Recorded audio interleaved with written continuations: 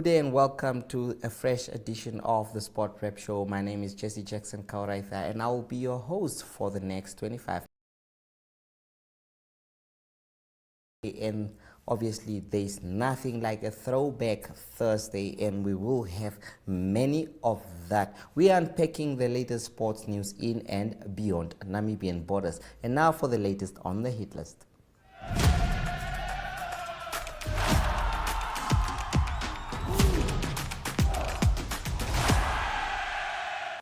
And before we go,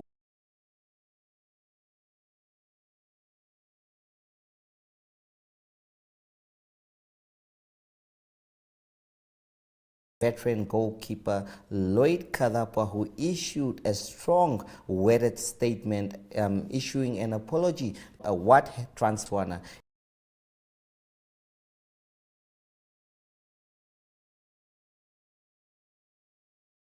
apology to the managing team of the Brave Warriors, people speculating that he went out drinking and clapping. He said that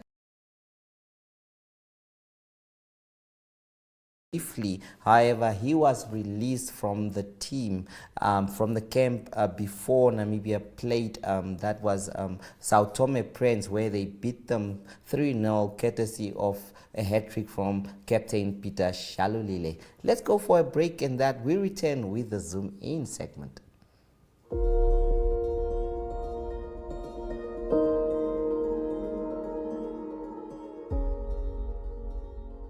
Do you like traveling? Do you like to experience new places? Well, then you should tune into On the Rock, where we explore enjoy establishments all over Namibia and South Africa. Great food, great fun, and so much more. So be sure to mark your calendar as we Of the different establishments. On the Rock, where we explore enjoy establishments all over Namibia and South Africa. Great food, great fun, and so much more. So be sure to mark your calendar as we Of the different establishments. Channel 25. Highlights. Many of you might have seen it, but some are actually new to it. This was the NSSU, and once again for the last time.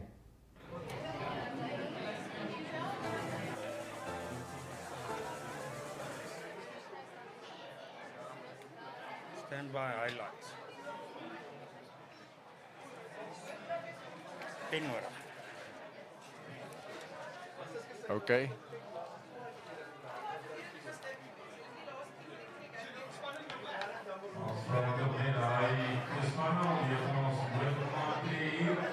Hierso dan Windhoek Gimnasium in hierdie bronsfinaal van die 2025 Maison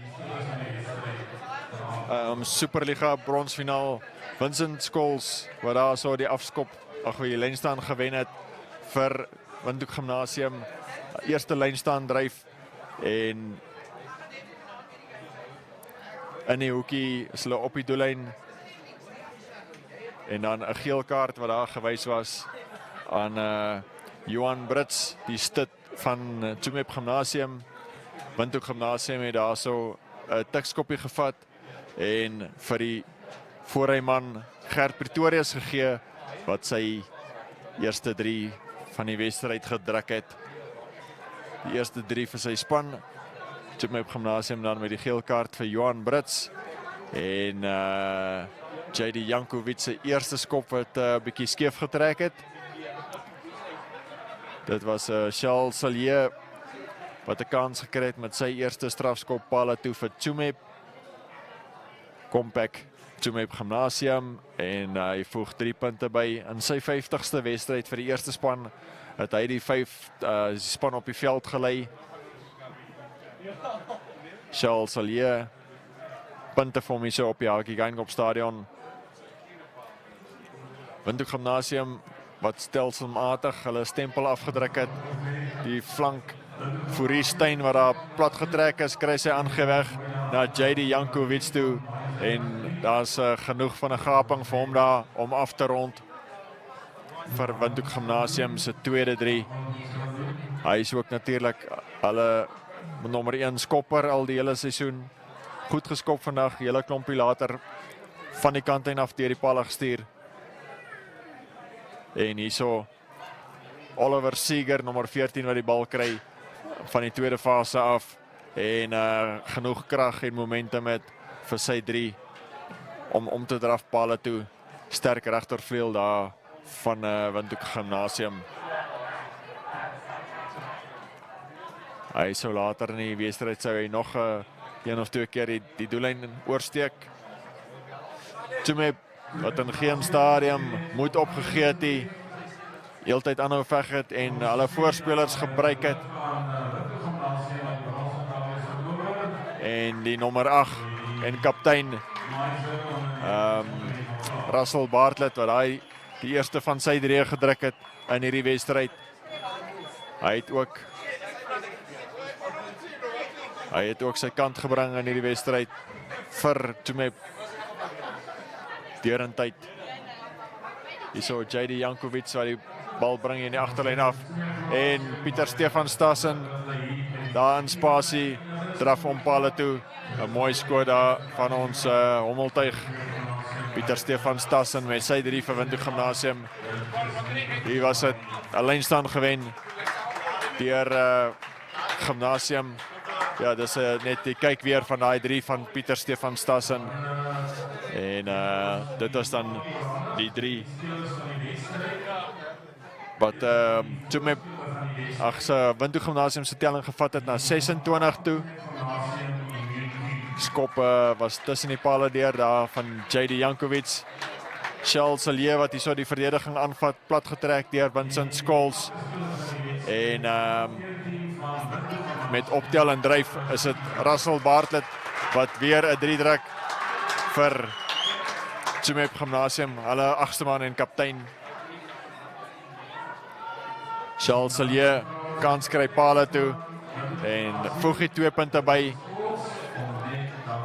om vir Tsumeb Gimnasium so 'n bietjie nader te bring. Ingestorm hierso deur Jan Daniel de Villiers, hy het hom vasgeloop teen die verdediging. Jan Daniel de Villiers na Boelem Olofsen, na JD Mentjies, JD Jankovic en hierso Oliver Seeger wat op dreef kom, trap binne toe en skud die verdedigers af en gaan druk sy tweede 3 van die wedstryd. Tweede 3 van die eerste helfte en die doelskop wat nie daar was van JD Jankovic nie. Daar sien ons dan teen rusttyd was dit 31-17 waarmee Windhoek Gimnasium teen Tsumeb voorgeloop het. In die tweede helfte sommer dadelik in die tweede helfte hierdie beplande beweging. Vincent Scholes wat daar gee vir Oliver Seeger wat reguit maak en deur die lyn breek en sy spoed ook bietjie wys. Hy het nog vir Pieter Stefan Stassen langsom gehad, maar hy het hom nie nodig gehad, die self die 3 gaan druk. JD Jankovic met die 2 punte ekstra geslaag vir Windhoek Gimnasium. En Tsumeb wat hierso vir Jurik van den Berg die stit gereeld gebruik het om die bal op te vat en die verdediging aan te vat. En daai ene was dan nie toegeken nie, maar met tye, verlang tye wat se Tsumeb wat daar op die doellyn geboer het van Windhoek Gimnasium totdat die kaptein en 8ste man uiteindelik weer daar oorgeduik het. Hulle dan Tsumeb wat dan hierso op die aanval gebly het totdat Russell Bartlett weer 'n 3 gedruk het vir Tsumeb Gimnasium. Netjies se skop tussen die pale deur Charles Silje. En hierso 'n lynstand dryf deur Windhoek Gimnasium. Was dit die 3 gewees vir Boelem Olofsen. Boelem Olofsen wat daar die swak plekke in die verdediging gaan opsoek. En 'n netjiese doelskop van die kantlyn af akkuraat tussen die pale deurgestuur deur die senter JD Jankovic. Windhoek Gimnasium wat die tempo hoog gehou het. Boelem Olofsen wat hierso reguit maak en ruk hom los en vind ondersteuning van Leon Hon vir die afskop raak, aangee raak van Boelem Olofsen af en hy gaan druk sy 3 Hierso was dan die laaste 3 van die dag amper gelyk soos 'n aanslaan daarso. Tsumeb se voorspelers wat daar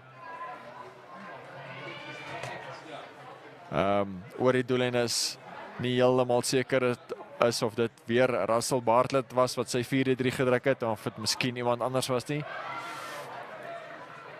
Doelskop wat hierdie keer mis was. En hierso Evan Dreyer wat opgekom het as 'n skramskakel plaasvervanger na van die geel kaarte. Ja, sy man wat JD De Villiers, Jan Daniel De Villiers wat 'n geel kaart uitgedeel en daar was dit ons die 3 gesien van Alonso de Tooi, die nommer 23 vir Tsumeb, vir Windhoek Gimnasium althans. En dan hierso was Christian Kriel se 3 uit die oogpunt van ons hommeltuig. Daar 'n laat 3 gaan druk in die tweede helfte vir Tsumeb. Tsumeb wat dan eindig met 34 punte teenoor die 57 van Windhoek Gimnasium in hierdie bronsfinaal van die onder 19 MyZone Superliga vir 2025.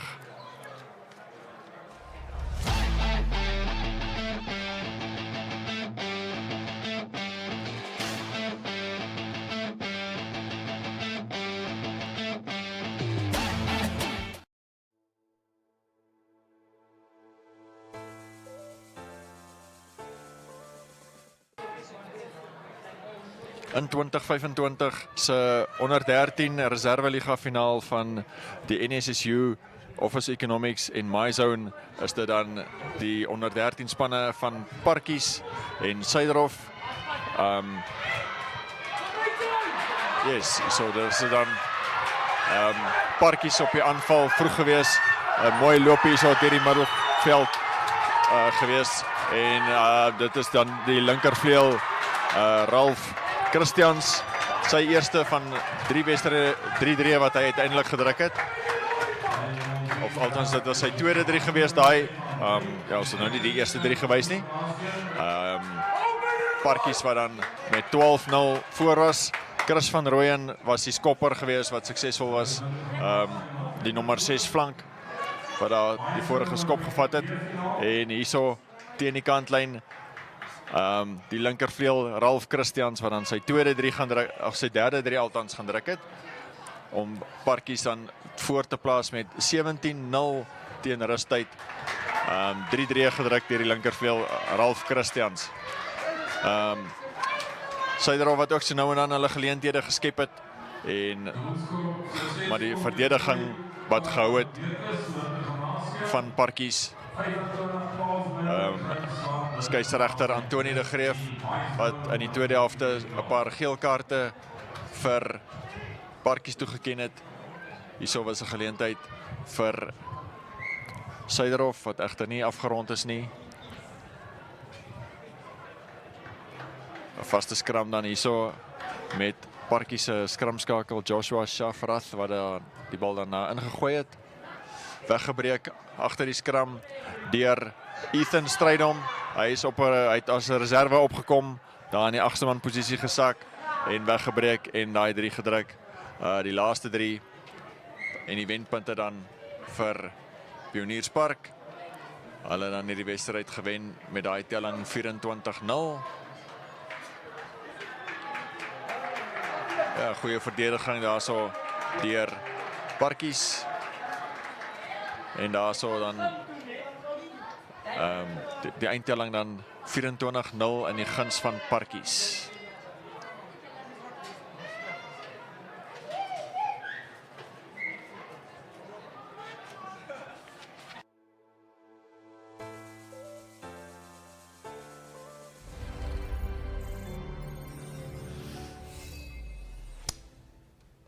Some great footage and highlights from the NSSU League. Now we move from one highlight to the next, but this one obviously is from the marathon, a city dash that took place in the capital city on Sunday.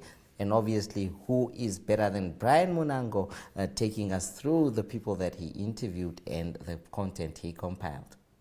Okay, guys, so like we said, we are at the NetBank City Dash. From a 2,500 runners came out. You guys keep the fun run, yes? Yeah. Tell us, how did you enjoy it? How was the 10Ks? Okay, the run was fun. I had fun, but the hill coming to the finish line killed me. But yeah, I managed. I did a 10 kilometer. It was fun. Yeah, my pace was okay. I didn't prepare for it because this was an easy run for me. Usually I do 21 kilometers. Okay. So the 10, it's just a warm-up. That's a warm-up. How did it go? Yeah, I died. The hills? It's the hill for me. It's the hill that finished. Same here, Steve. Why not? If I can. You, Chief, how did you enjoy it? How did you like the hills? How did you prepare for the whole race? Yeah, I've been training myself. So 10 and 5 kilometers is like Sunday morning. Okay, now The 42s are breaking. when the 42s are breaking, don't listen to the 42s. As some of us are just trying. Now, marathons. Please start running. You can start off slow with 5 kilometers, then you progress. It's good for your health and for your mental well-being. It leaves you rejuvenated. Rejuvenated. I was that next day. That's my hamstring this year. I was training, man. So next year, I'll join you guys. I will look for you. Thank you. Thanks, viewers. For this one, we are joined by Selma Kaulinga. Selma, we had this conversation last year. Yes. You said you were going to take part this year, and here you are. Yeah. I think I also said the same thing, but look, after I did the Nedbank cycle challenge, I went to my doctor, and he said, no, I need to sit this one out. My hamstring has been acting up a little bit, so, So next year. I'm giving you this one this year. Next year, I'll join you again. No But tell us, this year there's a lot of changes that have been made to the Nedbank City Dash. Tell us a bit about that and how you feel about this year's edition. Okay, I think, thank you so much. I think the most obvious change is that we are here in Faircop at the Windhoek High School. This is where the start and the finish is. That's one of the major change. The route basically stays the same. We still go on Independence Avenue. I think we have a lot more participants this year. I think we've recorded over 2,500 registered. So I think there's a lot of people. We're still waiting for people to come through because we're going to start the fun run 10 kilometers, 5 kilometers now. But I think, yeah, it's going to be a good day. We also have fun activities for after the event. So before prize giving, people can come through. Even if you're not a runner, if you want to be inspired, sorry, you can come through to Faircop. There's lots of fun things to do for kids and for adults. Okay, and the other one thing is, with this year's edition, you guys included something for the school kids. And for the schools as well. Yes. Can you give us a bit of background info on that? I think that's what every year we have group participation, and obviously, and kids school is obviously group. So, but yeah, we have special participation for school learners. So the schools enter their learners, and obviously they also get a discount on the price. Great. You and I will chat after the race, but tell the viewers, why are you taking part in the dash? Is it for fitness? Do you have a goal? Do you take part in the marathon? Are you targeting the Olympics? Yeah, I think there's different reasons why people take part in the race. Obviously, the main one is fitness, but it's also community building. It's you can do it with your family, you can do it with your friends. Me personally, I'm on a fitness journey, so I decided to start running beginning of this year, and also because I remember the challenge we had last year. So yeah, I'm on a fitness journey. It's fun, it's free, it's also sociable. So running, I think is recommended for anybody who wants to stay fit and stay healthy. Well, viewers, you heard it from Selma Kaulinga herself. Like I said, next year you guys will be seeing me here. I promise. But for this year, I'm sitting this one out, and I'm sure we'll see you after the race. Yes, I'll see you guys after the race. Cool. Hi, Lavinia Haitope. She is the winner of the Nedbank City Dash Elite Women category. Lavinia, just tell us, how did you enjoy the race? Preparations-wise, getting ready for the race, how did you get ready? Hey, I'm Lavinia Haitope. First of all, I just want to thank my coach and my training partner. And I'm very happy with my position and my time. It was not easy, but I made it. Okay, Martha won last year. This year you beat her. Tell me, what did you do different this year compared to last year? This year, I just trained hard. You just trained hard.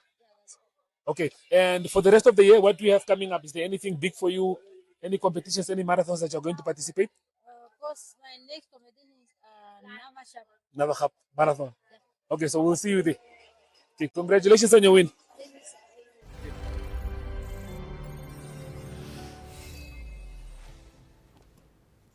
And now we were speaking of Botswana in the first set, where Lloyd Kalabwa actually apologized for the Brave Warriors. Obviously, there's some interest in Botswana coming through, and let's hear from Woody Jacobs what he has to say about this. It's a throwback Thursday once again. From me, Jesse Jackson Kauraitha, I would love to leave you with that. Well, to be honest with you, Jesse, yeah, it was a nice experience in Botswana. To be honest with you, I always wanted to taste the feeling of being a professional coach, waking up in the morning, planning a training session, doing 2 sessions a day, being all out just doing. Because why I say that is because for the entire coaching career and span that I had in coaching in Namibia, it was always I had a full-time job, and then I would go and coach in the afternoon. So that was the difference first and foremost. And to be honest, I really loved the experience. I would love to go back there, but also remember that there's a lot happening also here, families here and all these things. Because I could not move my family and abruptly disrupt them and move them there. So hence I said when I came back to Namibia and I'm standing here at the NFA, that's now my employer, full-time employer. I said, why don't we also do that to Namibia and put them into a level where Botswana is. Jesse, the professionalism in Botswana is the one that stands out. And I think it's with no coincidence that a lot of our players has now made the exodus to Botswana. And I'm so pleased for them because even right now, we don't know when the league is going to start. Botswana already had the fixtures out. They say going to start on the 15th of August. People are preparing their training and all these things. People are getting income. One of those things that we don't have. For June, July, our players here have been suffering, especially the ones that doesn't have an income, a steady income, that doesn't have a full-time job, that relies on this money as an income, that now has to look for other ways and means on how to stay alive and to make ends meet. So the reason why these people are flocking to Botswana is obviously they're in a better pay grade than us in terms of the remuneration that these players are receiving or coaches are receiving. And I think that those are part of the push factors. The push factors for Namibia, that we are pushing them away because of our inconsistencies, etc., etc. And then we have the issue of what's pulling them to Botswana is the more organized. The leagues are, the matches are televised. They get bigger, better mileage. I also think if you look at Romeo Kasume, for instance, he made the move to Kosovo from Botswana, and Kennedy went to Cape Town Spurs, stuff like that. Benson went to SuperSport at the time because he was also there. Remember Benson was also playing for Gaborone United. So that for me is mainly the reason why I see that, and I think rightfully so. Now the benefits of them playing outside, they get regular game time. Right now, the Brave Warriors coach has to struggle with fitness of players because they've not been training. They need to go into a important encounter against Malawi and Sao Tome. So at the end of the day, it makes the life of the national coaches difficult to get players fit, keep them fit, and to keep them ready for all important World Cup qualifier. So now with more players making that trip eastwards, it benefits the national team because now players can play more regularly, like I said before. So I hope and I pray that our football bosses, I'm just a coach, and they will always tell you that even though you have a lot to say about running of football, you are just a coach. But this coach is well-traveled, well-experienced, to know that I just pray and hope that my country can also reach the highs of Botswana, that at least tries to get into the bracket of South Africa and Morocco and Tunisia, where football is now regarded as a business.